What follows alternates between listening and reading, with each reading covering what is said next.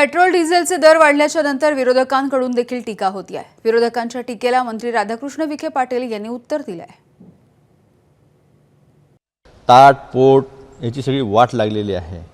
त्याच्यामुळे आमचं असं म्हणणं आहे की जे अंधभक्त आहेत, ज्यांना असं वाटतं की 500 रुपये केलं तरी चालेल, त्यांची एक वेगळी रांग करावी आणि जे बिचारे साधारण नागरिक आहेत, ज्यांना रोजचं जीवन जगणं कठीण झालेलं आहे, त्यांची रांग वेगळी करावी। आणि जसं रामदेव बाबा वगैरे सांगत होते की 35 रुपयाचं पेट्रोल पाहिजे तर मोदींना आणा, 200 रुपये गॅस पाहिजे असेल तर मोदींना आणा, तर आणलेलं आहे, तिसऱ्यांदा आणलेलं आहे। ती एक वेगळी रांग आमच्या गरीब लोकांसाठी, मध्यमवर्गीय लोकांसाठी करावी।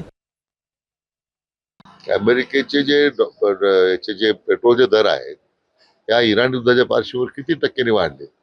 आज सगळ्याच जग हतबल झालेलं आहे। काही भारत देश असा नाही आहे, तरी आपण सातत्याने आदरणीय प्रधानमंत्र्यांनी वेगवेगळ्या माध्यमातून आपल्या देशाला इंधन पुरवठा अविरतपणे सुरू ठेवला।